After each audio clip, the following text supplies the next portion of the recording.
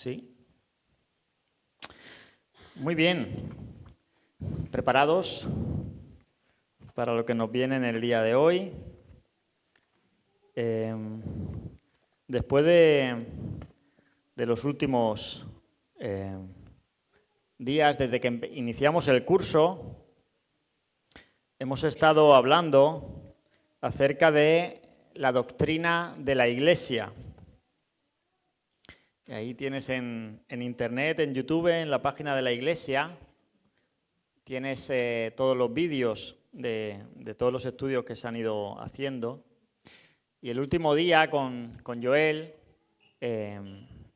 como él habló, finalizamos la parte de la doctrina de la Iglesia, la eclesiología, con ese tema que fue el creyente como adorador.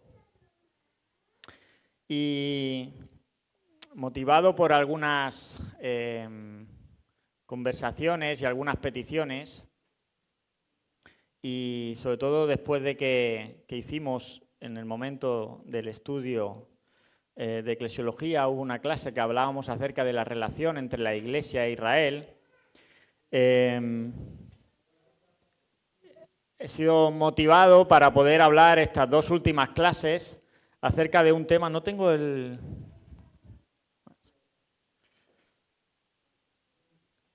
que tiene que ver... Ahí. Con la escatología, con el estudio de las últimas cosas. Y tanto esta clase como la de la semana que viene, porque vamos a hacer dos clases seguidas, van a ir enfocadas a este tema. Y de hecho, la clase de la semana que viene será una continuación de esta. De manera que si tenéis conocéis algunos que no han podido estar hoy y vienen la semana que viene, pues si escuchan solo el estudio de la semana que viene, les faltará una parte importante para no perderse la semana que viene. Así que se lo podéis avisar, esto quedará grabado. ¿Y qué es la escatología? Pues es el estudio, como decíamos, de las últimas cosas, el final de los tiempos. ¿Alguna vez has sentido curiosidad por qué va a pasar al final de todo?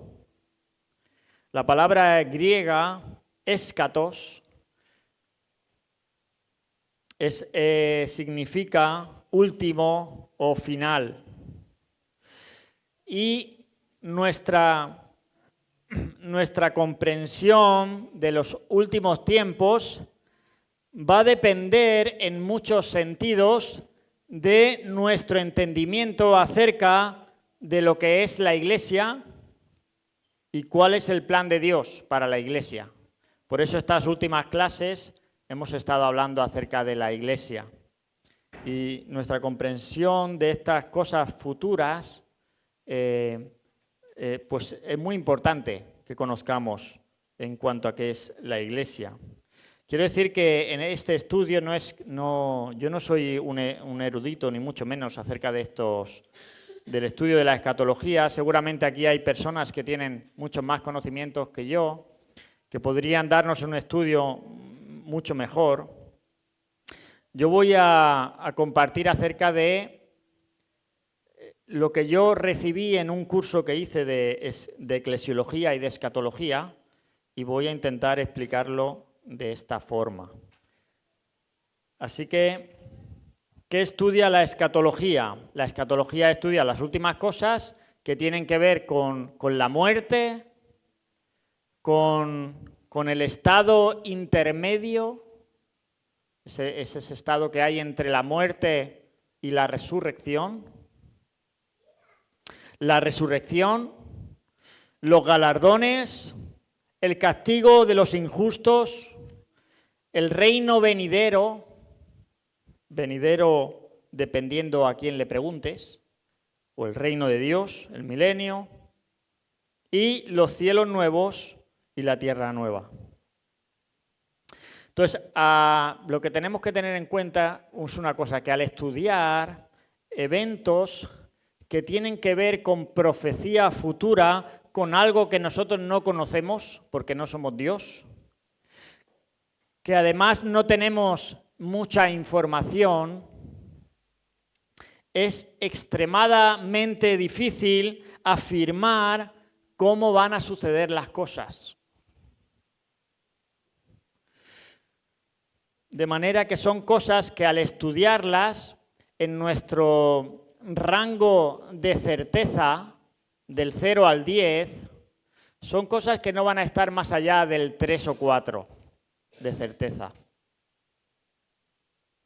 Por eso hay que tratar estos temas que no son dogmáticos en cuanto a la ortodoxia, que no son principios o verdades fundamentales de nuestra fe, tratarlos con humildad, afirmando que hay mucha información de la que no podemos asegurar que así van a suceder las cosas. De hecho, vamos a hablar en estos 2 días, vamos a intentar hablar de lo que son las perspectivas que hay acerca del milenio. Y vamos a ver que hay varias perspectivas, todas ellas fundamentadas en la Biblia, pero todas ellas diferentes. Y nos vamos a centrar en estos 2 días, como digo, en lo que posiblemente es el aspecto más importante en cuanto a la interpretación del futuro como creyentes, que tiene que ver con la doctrina del milenio. Y dependiendo de lo que uno afirme acerca de este periodo, que se conoce como el reino milenial, va a influir en los otros aspectos en cuanto al futuro. De manera que lo que yo opine o piense acerca del milenio, eso va a afectar en la resurrección, si hay una, si hay más de una, en la venida de Cristo, cuándo va a venir Cristo, si hay una sola venida o si hay una venida en 2 partes, si el día del Señor es un único día o es un periodo de tiempo que comienza con el rapto, con la segunda venida y con el juicio final. Todo esto depende de nuestro entendimiento acerca de qué es el milenio y dónde establece el Señor el reino que Él prometió a David. ¿Os acordáis el pacto con David? Uno de tu descendencia se sentará sobre el trono, físicamente sobre el trono de Israel. Cuando hablamos de la relación entre la Iglesia e Israel, ahí estuvimos hablando acerca de estos pactos. De manera que uno de los aspectos más importantes en cuanto a la escatología es la perspectiva que uno toma en la lectura de los eventos finales, especialmente lo que sale en el libro de Apocalipsis. Dependiendo de cómo nosotros leamos el Apocalipsis, es lo que va a suceder con nuestra escatología. Y esto es lo que se llama modelos escatológicos. Y antes de entrar en las perspectivas acerca del milenio, me gustaría hablar acerca de lo que son los modelos escatológicos. Hay un modelo que es el historicismo o el historicista. Según ellos, los que leen el Apocalipsis, como en la historia, la mayoría de los eventos de la Escritura, el milenio, la tribulación, el anticristo, han sido consumados o están siendo consumados en la historia. La esperanza futura, primaria, que aún está por cumplirse, es la segunda venida de Cristo. Y para ellos, todo lo que está en el Apocalipsis tiene que ver con la destrucción de Jerusalén en el año 70, tiene que ver con la conquista de Roma por los bárbaros en el siglo V, tiene que ver con el renacimiento del nuevo o del Imperio Romano con Carlomagno, el Sacro Imperio Romano, etcétera, etcétera. Es decir, que son eventos que se han ido repitiendo a lo largo de la historia. Ellos leen el Apocalipsis diciendo que es una historia profética que se ha ido cumpliendo a lo largo de los siglos. Y prácticamente todo se ha cumplido, solo quedaría la segunda venida. Para ellos no hay rapto, no hay milenio, en la gran mayoría de los casos. Lo único que esperamos es que Cristo venga. Esta sería la postura historicista, el modelo escatológico historicista. Hay otro modelo que es el preterista. Los preteristas tienen que ver con pasado, es decir, ellos leen el Apocalipsis como todo ya ha sucedido en el pasado. Hay dos tipos. Está el preterismo parcial, que dice que los eventos de la tribulación narrados en Mateo 24, en Apocalipsis, del 1 al 20, todos ellos ocurrieron en el año 70, cuando Cristo ejecutó su juicio sobre la ciudad de Jerusalén. Ahí sucedió todo. Hay otro preterismo absoluto, que estos van un poco más allá y dicen que todos los eventos escatológicos en la Escritura, incluyendo la segunda venida de Cristo, han sido consumados en el pasado. Ya no hay muchos de estos, porque es extremadamente difícil afirmar o llegar a la conclusión de que Cristo ya vino, no una, sino dos veces. Estos serían los preteristas, los que leen el Apocalipsis como ya sucedió todo en el pasado. ¿Cuándo? En el primer siglo. Entonces, ¿el 666 quién es? Pues es Nerón o Vespasiano, según a quien le preguntes. Es decir, no hay profecía futura en el Apocalipsis, salvo por la segunda venida de Cristo. Estos son los preteristas, los que leen el Apocalipsis en el pasado, como todo ya sucedido. Hay otro modelo que es el futurista. Estos son los que dicen que la mayoría de los eventos escatológicos importantes en la Escritura, como son el milenio, la tribulación y el anticristo, aunque están tipificados en eventos pasados, aún están por cumplirse en el futuro. Por eso es futurista. Posiblemente esta sea la postura más popular en las iglesias evangélicas en el presente. Es decir, para los futuristas, desde el capítulo 4 de Apocalipsis, todo está por cumplirse. Son futuristas. Por último, el último modelo es el idealista. Para ellos, los eventos escatológicos más importantes en la Escritura, como el milenio, la tribulación o el anticristo, son principios simbólicos del eterno conflicto que el mundo enfrentará hasta que Cristo regrese. Es algo simbólico. No es algo literal, es como una alegoría, como una metáfora, es algo simbólico del conflicto eterno que hay en el mundo hasta que Cristo regrese. La esperanza futura primaria es la segunda venida de Cristo, que ahí sí que se cumplirá literalmente. Todo lo demás es simbólico. Para ellos no hay eventos históricos relatados en la profecía apocalíptica, salvo por la segunda venida de Cristo. Si os fijáis, hay una diferencia entre este modelo y los otros tres, y es que los otros tres, la profecía va a encontrar un cumplimiento en la historia, en el tiempo y en el espacio. Para los idealistas es simbólico.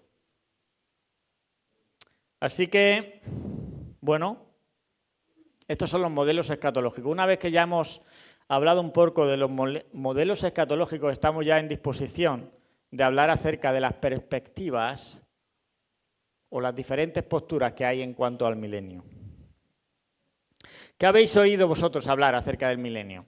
Supongo que algunos habréis oído mucho, habréis estudiado mucho, otros menos. La primera vez que escucháis. ¿Qué es el milenio? ¿Podéis hablar? 1000 años. ¿Pero 1000 años de qué?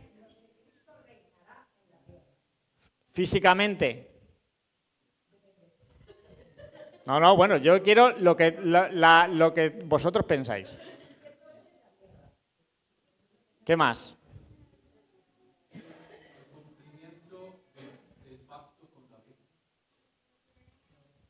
1000 años de paz, ¿no? Dice la palabra, Isaías 11, ¿no? Jugarán el lobo, el cordero, un niño los guiará. ¿Sí? 1000 años, un reino de paz, ¿no? Muy bien. No. No porque será esta tierra. Sí. Viniendo de ti, no sé yo.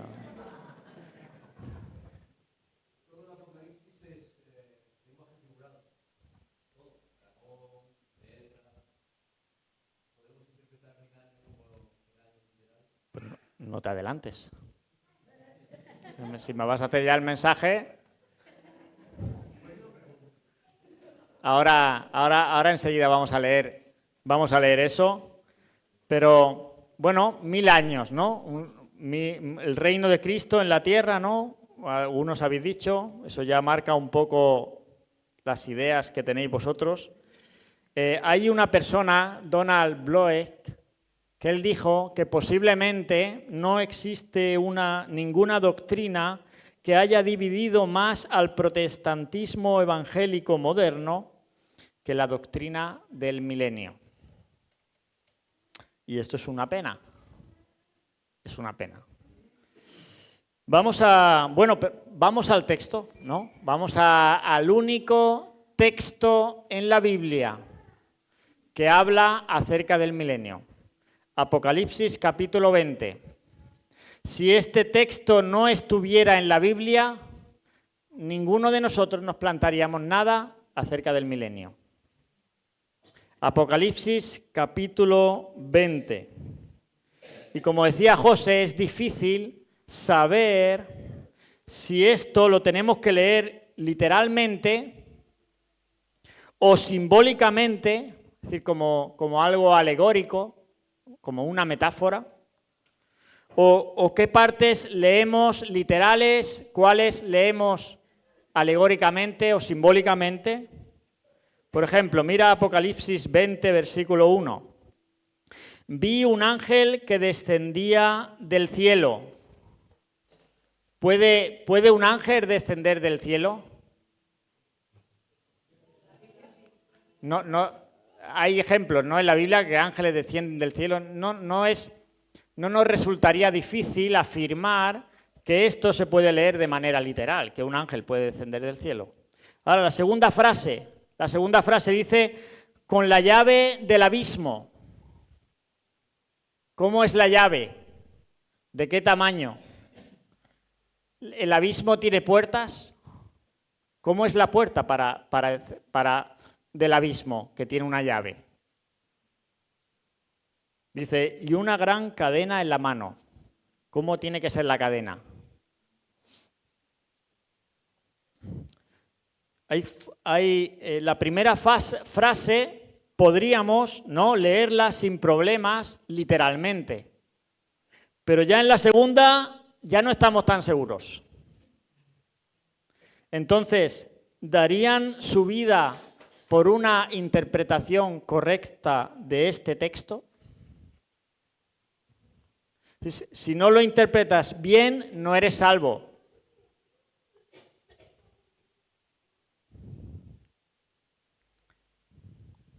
Versículo 2, y prendió al dragón, la serpiente antigua, que es el diablo y Satanás, y los ató por 1000 años.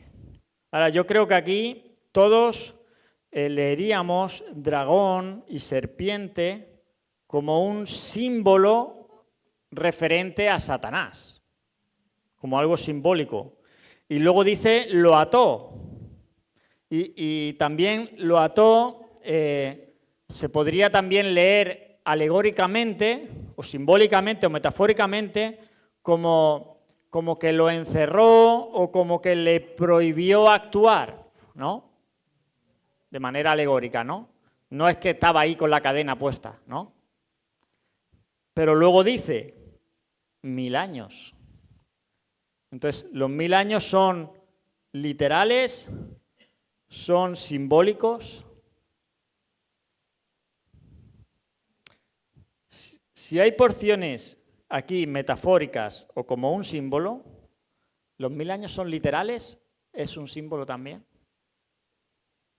Y lo arrojó, dice, al abismo, y lo encerró y puso su sello sobre él, para que no engañase más a las naciones hasta que fuesen cumplidos otra vez 1000 años. Y después de esto debe ser desatado por un poco de tiempo. Y vi tronos, y se sentaron sobre ellos los que recibieron la facultad de juzgar. Y vi las almas de los decapitados por causa del testimonio de Jesús y por la palabra de Dios, los que no habían adorado a la bestia ni a su imagen, y que no recibieron la marca en sus frentes ni en sus manos, y vivieron y reinaron con Cristo otra vez, 1000 años. Pero los otros muertos, entonces, ¿la muerte qué es? ¿Literal o simbólica? Los otros muertos no volvieron a vivir hasta que se cumplieron 1000 años. Esta, dice, es la primera resurrección. Bienaventurado y santo el que tiene parte en la primera resurrección. La segunda muerte no tiene potestad sobre estos, sino que serán sacerdotes de Dios y de Cristo y reinarán con él otra vez 1000 años. Cuando los 1000 años se cumplan, Satanás será suelto de su prisión y saldrá a engañar a las naciones que están en los 4 ángulos de la tierra, a Gog y a Magog, a fin de reunirlos para la batalla, el número de los cuales es como la arena del mar. Y subieron y sobre la anchura de la tierra y rodearon el campamento de los santos y la ciudad amada, y el de Dios, dice directamente, descendió fuego del cielo y los consumió. Ahora, tenemos que reconocer que esta narración es una narración difícil. Y si no estuviera en la Biblia, pues seguramente no hablaríamos de milenio. Porque no podemos identificarla como totalmente literal o completamente simbólica. De manera que nuestra forma de leer o nuestra forma de interpretar estos textos es la que va a hacer la diferencia en las diferentes posturas que yo voy a tener acerca de este texto. Entonces ahora vamos a ver diferentes posturas. ¿Y de dónde sacan estas posturas? Pues las sacan de la Biblia. ¿Y cómo puede haber de la misma Biblia puede haber diferentes posturas y no la real?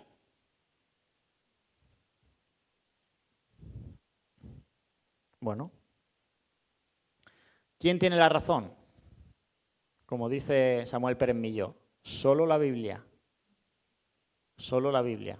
El problema es que nosotros la interpretamos de maneras diferentes. Así que vamos a entrar en estas perspectivas acerca del milenio, en estas posturas, y la intención de hoy es hablar acerca de cuáles son las posturas, y si Dios quiere y Dios lo permite, en la próxima clase vamos a ver cuáles son los argumentos bíblicamente a favor y en contra de cada una de las posturas. ¿Vale? Yo digo que los que no... Sí.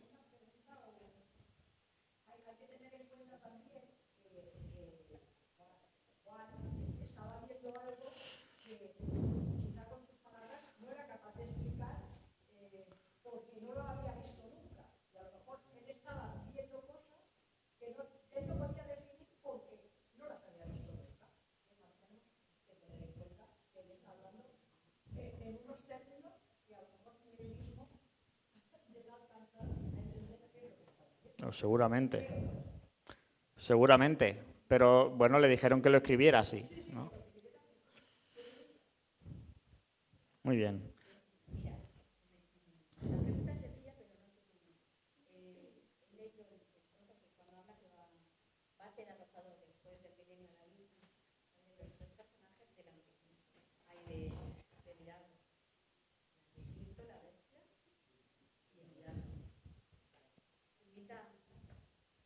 ¿Eh? Ah, sí, la Trinidad. La falsa Trinidad. Bueno, vamos a entrar en cuáles son las posturas. Hay 3 posturas.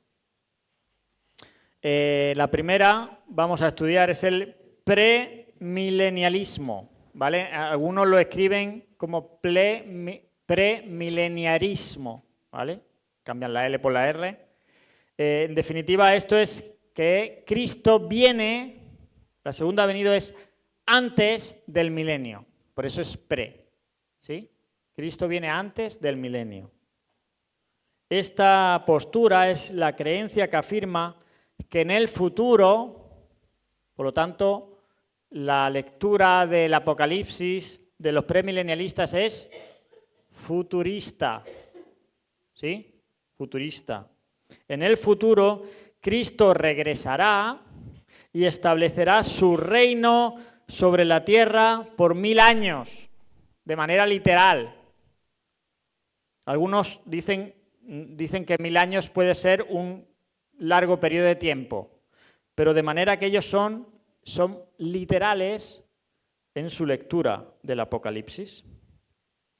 En esta postura, la relación entre la Iglesia e Israel es que la Iglesia es distinta a Israel. Vimos cuando estuvimos hablando acerca de esta clase, te la puedes recordar para la siguiente semana, la puedes ver esta semana, que había 2 posturas, que era que la Iglesia reemplazaba a Israel como un nuevo pueblo de Dios, y esta postura que, según ellos, la Iglesia y el Israel son distintos, es decir, todavía Dios tiene planes para el Israel étnico. ¿Sí? Dios no ha desechado a su pueblo, dice Pablo en Romanos 11. De manera que la Iglesia e Israel aquí son distintos.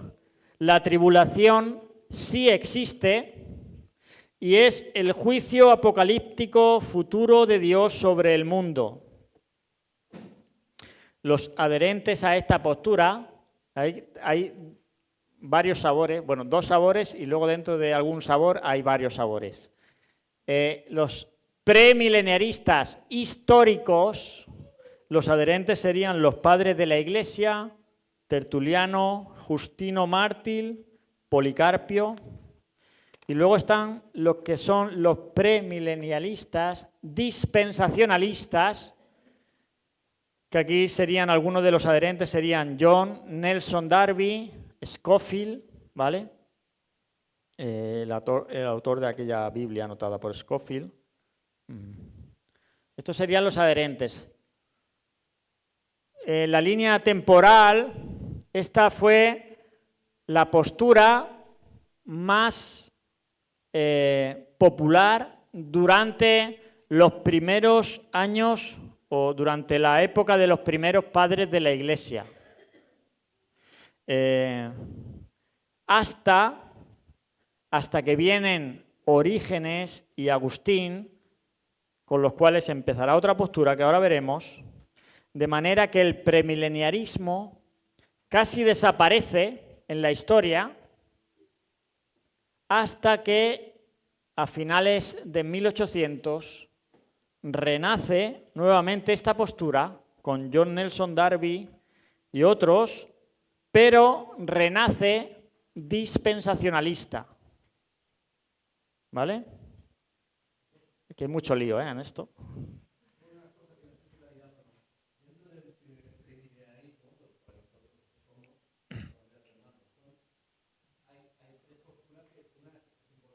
Sí, esa.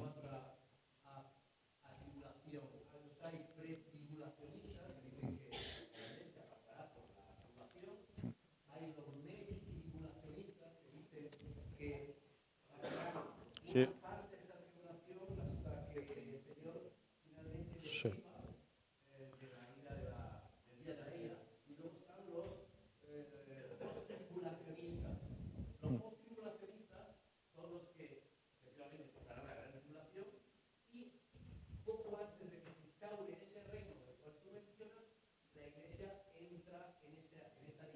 Sí.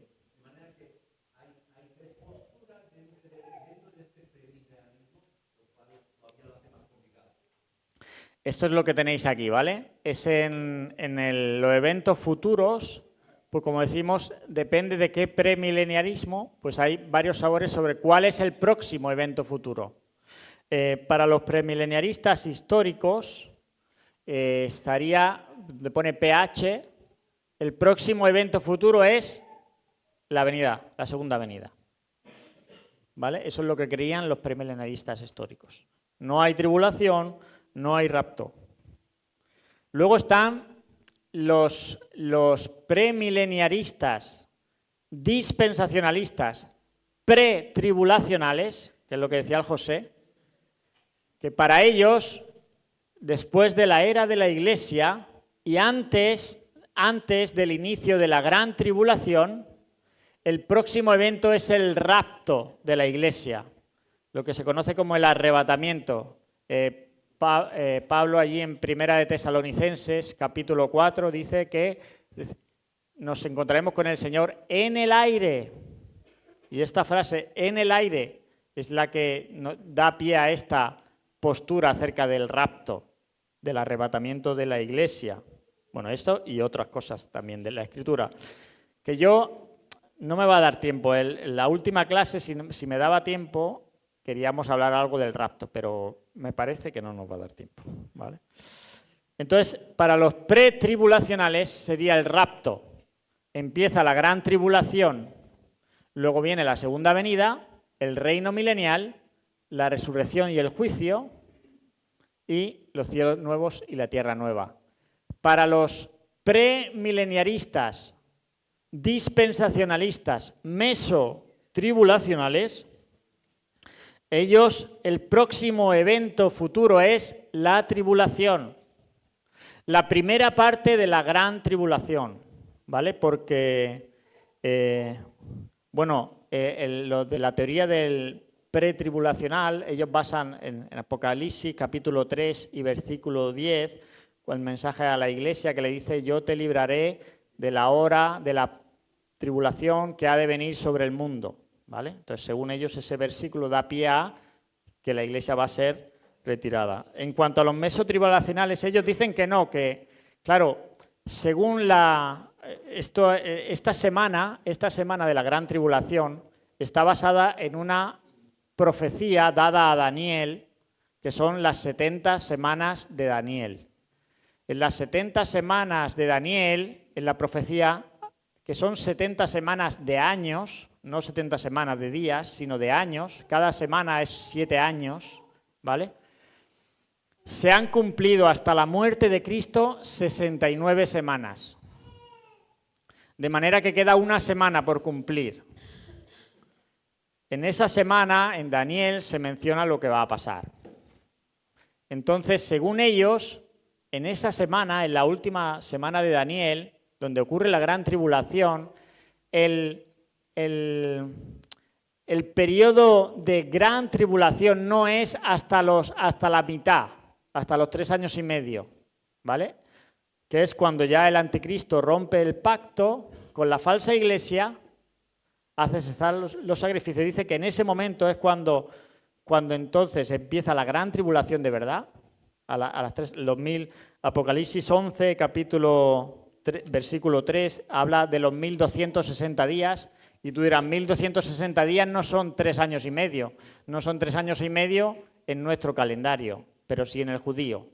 Después de esos 1265, entonces dice, en ese es el momento donde entonces la iglesia va a ser arrebatada, a mitad de la tribulación. Los mesotribulacionales, ¿vale? Los que piensan de esta forma. Y luego están también los que ha dicho el José, que son los premileniaristas, dispensacionalistas, post-tribulacionales, que la iglesia va a ser arrebatada justo al final de la gran tribulación, ¿vale? Todos estos tienen explicación bíblica sobre por qué, ¿no? Hay unos que dicen, no, la iglesia tiene que ser retirada antes porque siempre que Dios ha mandado un juicio a la tierra ha guardado a los suyos. Por ejemplo, cuando mandó el juicio del diluvio, sacó a los creyentes, ¿no? A Noé y a su familia, y los sacó. Y otros te dicen, no, pero la iglesia va a pasar por la tribulación, porque también vamos a pasar toda la tribulación porque Dios nos puede guardar en ese periodo, igual que guardó a los israelitas durante las plagas de Egipto, que dice que estaban en el mismo sitio, pero a ellos no les afectaban las plagas, ¿no? Entonces todos tienen sus teorías, ¿vale? Los post-tribulacionales, para ellos el siguiente evento es la tribulación y la gran tribulación, y entonces luego viene el Señor y entran con el Señor en el reino milenial. En todos los casos, esto es, Cristo viene antes del milenio, por eso es premilenialismo, ¿vale? Sé que son conceptos difíciles, luego vamos a entrar la semana que viene, si Dios quiere, en los textos que argumentan a favor o en contra de cada una de estas teorías. Sí. Ya ha sido el juicio ahí. Al final.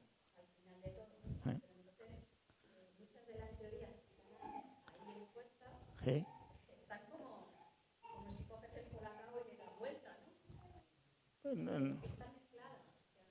Bueno, cada uno tiene una postura. O sea, hay los que no creen en el rapto, los históricos.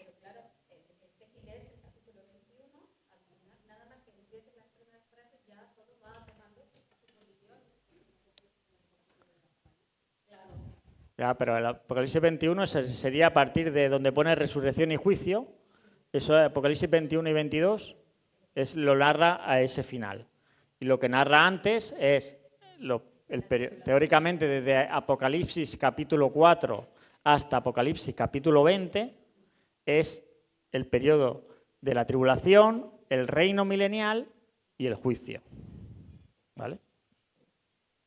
Luego, ¿quién resucita? ¿Cuántas resurrecciones hay? Todo esto, claro, depende de cómo uno lea o interprete, ¿vale? Entonces, la siguiente postura, sí. Sí. Y lo vamos a ver la semana que viene.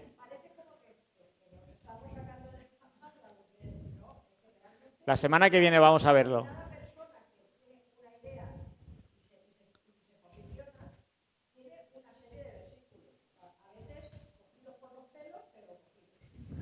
La semana que viene lo veremos.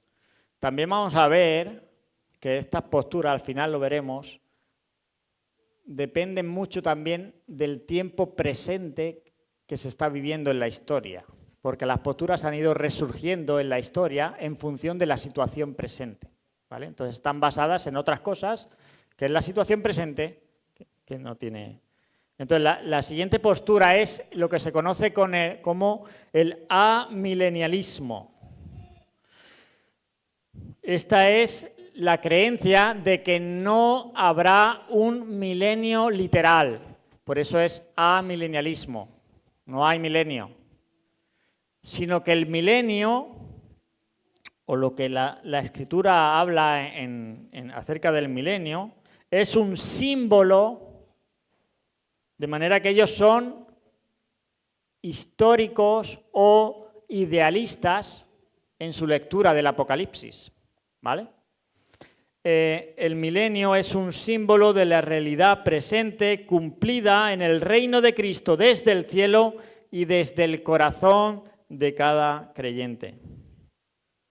Es decir, a partir de que se inaugura la Iglesia, Cristo está reinando. ¿Dónde?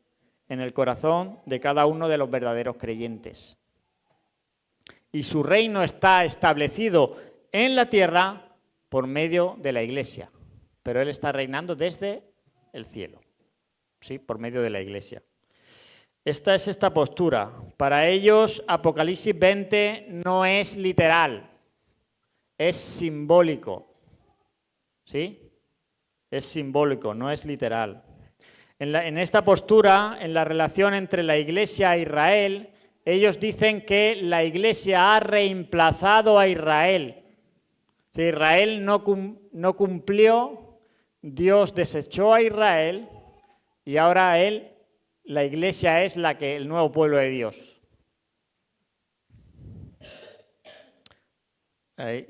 Vuelvo a recordemos las promesas hechas a David, a Abraham, acerca de la tierra, acerca del reino. Para ellos, la gran tribulación es el conflicto pasado y presente con las fuerzas del mal. Esa es la lucha de cada día con las fuerzas del mal. Eso es la tribulación, lo que estamos pasando, ¿no? ¿Sois atribulados más de uno? ¿Sí? ¿Somos atribulados? El siguiente evento profético para ellos sería la segunda venida o los cielos nuevos y la tierra nueva. Los adherentes, ¿quiénes son? Bueno, los adherentes son Orígenes, que en realidad fue él el que empezó con esta postura, y Agustín. También se adhieren a esta postura la Iglesia Católica Romana y los reformadores. Los reformadores, Lutero, Calvino, las iglesias reformadas son amilenialistas.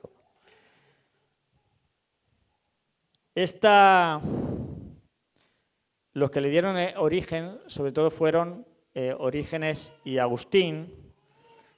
Por mucho esta postura es la más popular a través de la historia, de toda la historia de la Iglesia. Por mucho es la postura más popular. En la línea temporal, ahí tenéis el premilenialismo abajo, cuando surge en el amilenialismo en torno al año 200 más o menos, con Orígenes, la postura ha sido fiel durante toda la historia. No ha tenido altibajos esta postura. Así como el premilenialismo casi desaparece, el amilenialismo sigue siendo la postura más popular. Sí.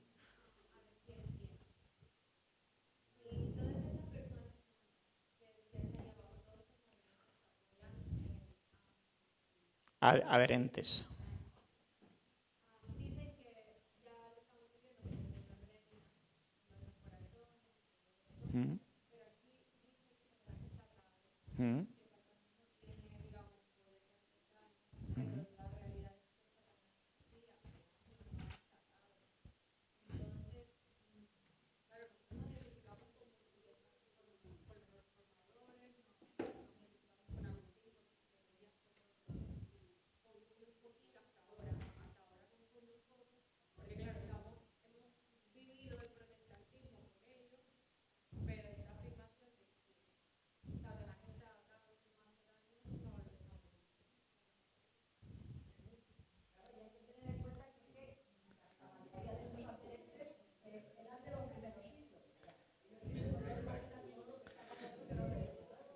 Claro, es que el estudio no está completo, ¿vale? Vamos a ver, claro, ellos dicen, ¿qué dijo el Señor Jesús en la gran comisión?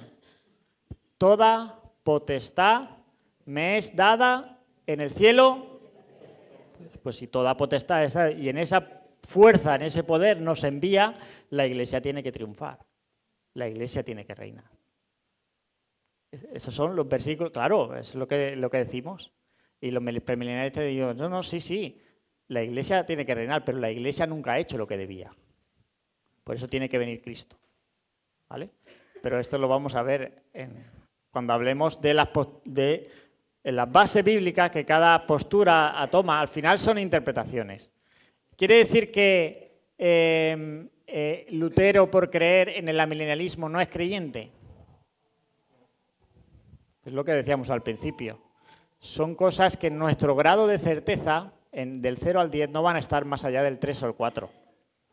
Por lo tanto, no podemos ser categóricos y decir esto va a ser así. Y si no lo crees, no eres salvo. ¿Sí? No es doctrina fundamental. ¿Sí o no? Esto tiene que quedar claro, ¿vale? Correcto, ¿vale? Entonces, el amilenialismo. Luego, entonces, ¿cuáles son los eventos futuros según esta postura?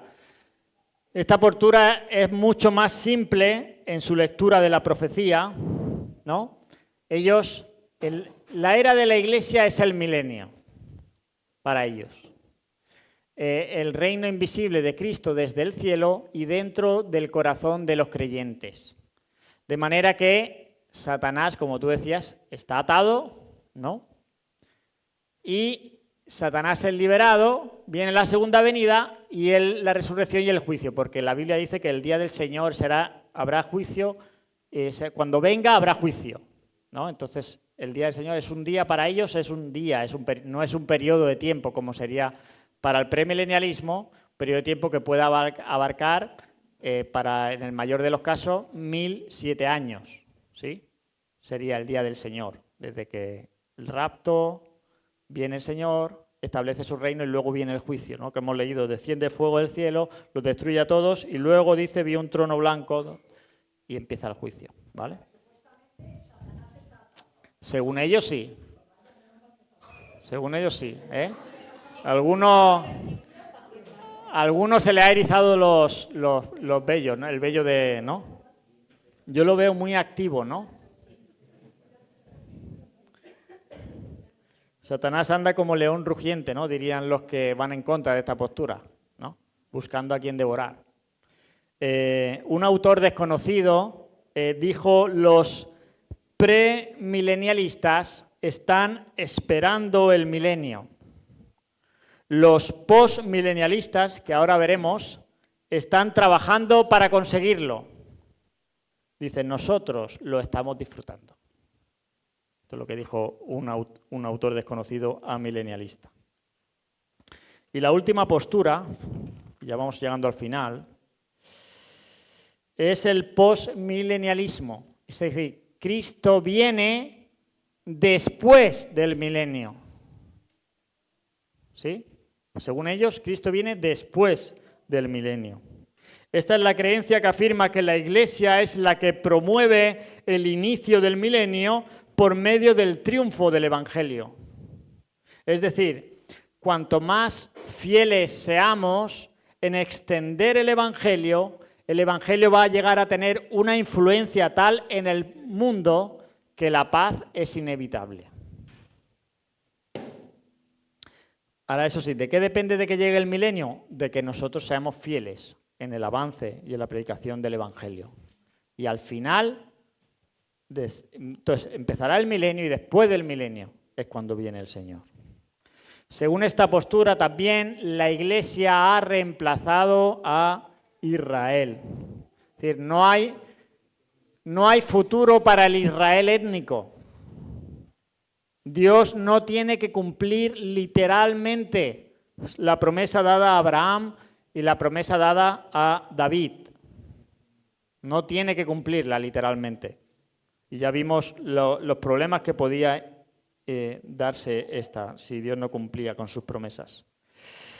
Para ellos la gran tribulación es pasada, preterista y o el conflicto presente con las fuerzas del mal. Para ellos el siguiente evento profético es la segunda venida y los cielos nuevos y la tierra nueva. Adherentes a esta postura son Jorge Whitefield, Charles Hodge, Jonathan Edwards, Bibi Warfield. Con ellos son que surgió esta postura. De hecho, en la línea temporal, el postmilenialismo, en el año 1837, nació un señor llamado Abraham Kuyper, que fue el primero que nombró este movimiento y lo separó del amilenialismo. Antes no había esta distinción de amilenialismo y postmilenialismo. Fue este señor Abraham Kuyper el que lo separó del amilenialismo. Y fue a finales de 1800 y pico, ¿vale? ¿Cuáles son los eventos futuros para el postmilenialismo? La era de la Iglesia. El mundo progresa por el avance del Evangelio, porque tenemos que avanzar, porque todo el poder les fue dado al Señor Entonces, en ese poder nos ha enviado, la Iglesia tiene que triunfar. Entonces, el mundo progresa cuando ya el mundo está lleno del conocimiento del Evangelio, entonces la paz es inevitable, entonces empieza el milenio, Satanás es atado, Dios ejecuta la ley, es una teonomía, y al final del milenio es cuando viene Cristo. Y se hace la segunda venida, la resurrección y el juicio y los cielos nuevos y la tierra nueva. ¿Ya os ha explotado la cabeza o todavía no?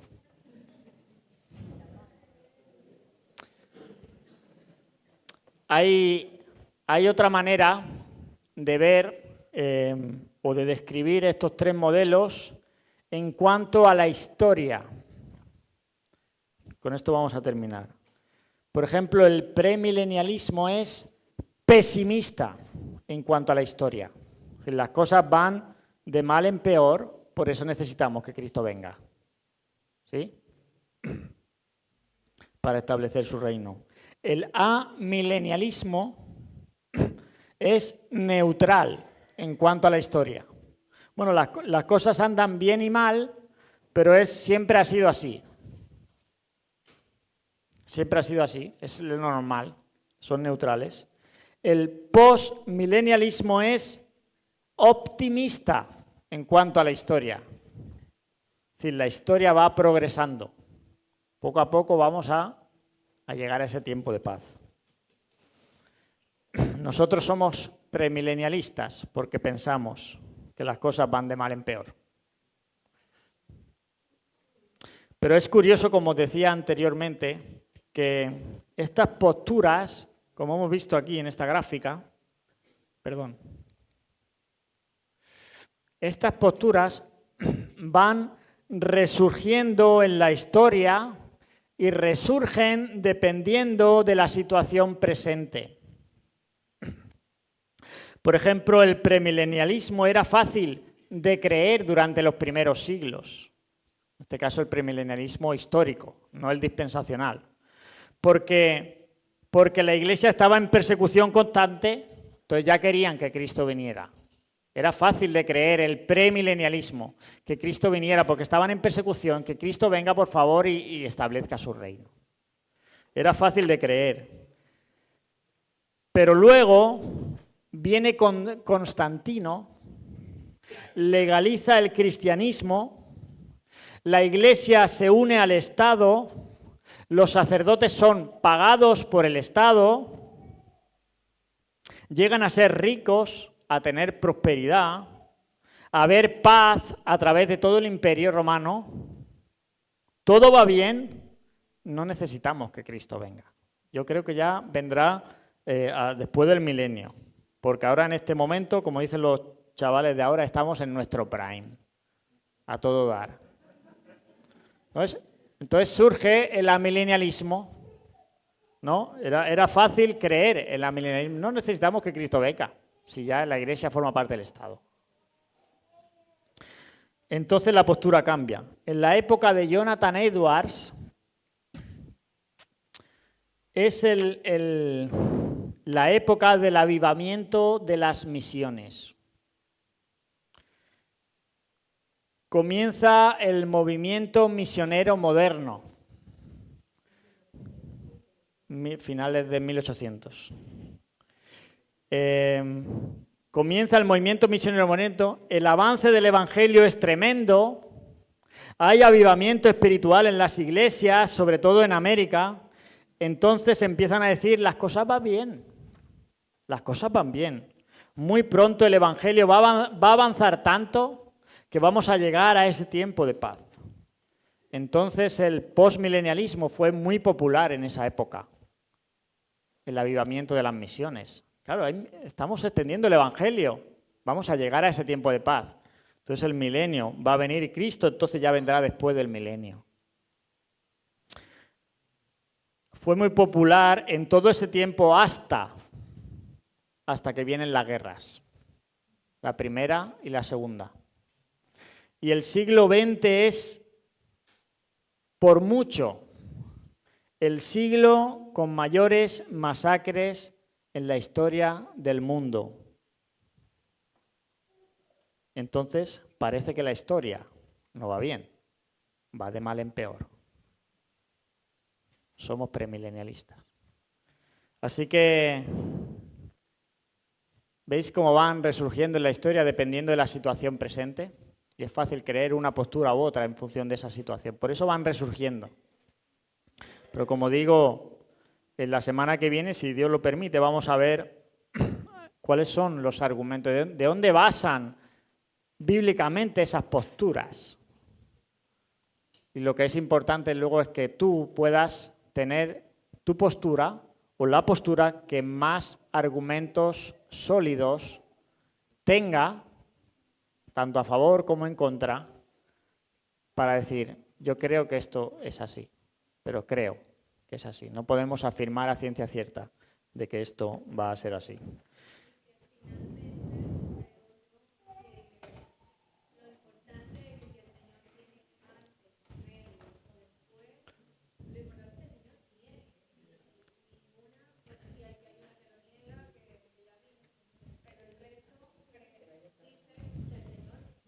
Bien.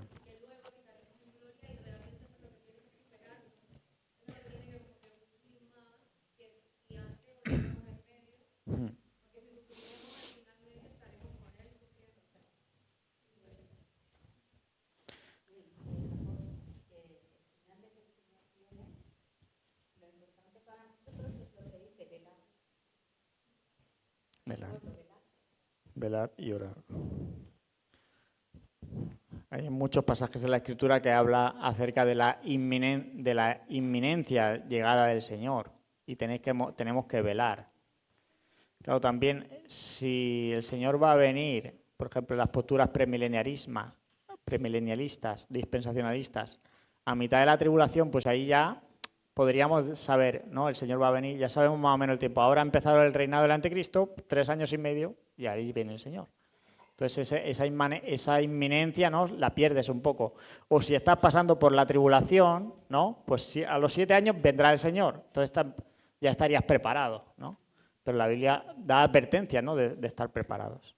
Hemos cantado antes una canción que dice, no tardará, Él viene pronto, nuestro dolor se llevará, a nuestro hogar regresaremos, su rostro al fin podremos contemplar.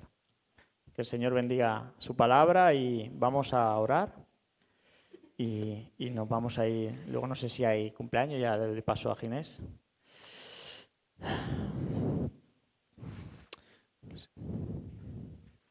Sí, Señor, Dios y Padre, gracias por la oportunidad en esta mañana nuevamente de poder meditar en tu palabra, de poder hablar de algo tan importante para nosotros como es qué va a ser del futuro, cuándo vas a venir, cuándo vas a establecer tu reino en la tierra. Sabemos que los ángeles, cuando tu Hijo Jesús marchaba al cielo, dijeron, este mismo Jesús que ha sido tomado de vosotros al cielo vendrá otra vez. Y esa es nuestra esperanza. No sabemos los tiempos, no sabemos las formas, pero queremos descansar en tu promesa. Mientras gozamos, Señor, del tiempo que tú nos permites vivir aquí, en esta tierra, ayúdanos a cumplir los propósitos que tú tienes para nosotros, a vivir confiados, descansar en tus promesas, en quién eres tú y en lo que has hecho por nosotros. Gracias porque esta mañana hemos podido recordarlo una vez más por medio de estos símbolos. Hemos podido recordar ese sacrificio perfecto por el pecado que nos limpia de toda maldad. Y el único sacrificio que nos va a llevar delante de tu presencia. Habiendo venido a la cruz, habiendo lavado nuestras ropas en la sangre del Cordero y limpiada nuestra maldad por medio del sacrificio de Cristo. Gracias, Señor, porque hemos podido creer en esto, porque porque lo vivimos cada día. Señor, yo te pido por las personas que aún no han entregado su corazón a ti, que aún no han entendido correctamente el mensaje del Evangelio, que tú les toques su corazón, que abras su entendimiento para que ellos puedan venir a la cruz, que ellos puedan derramar sus cargas y un día cantar como nosotros cantamos, que tú vendrás y podremos tu rostro contemplar al fin. Gracias, Señor, por este tiempo. Bendícenos, te lo pedimos en nombre del Señor Jesús. Amén.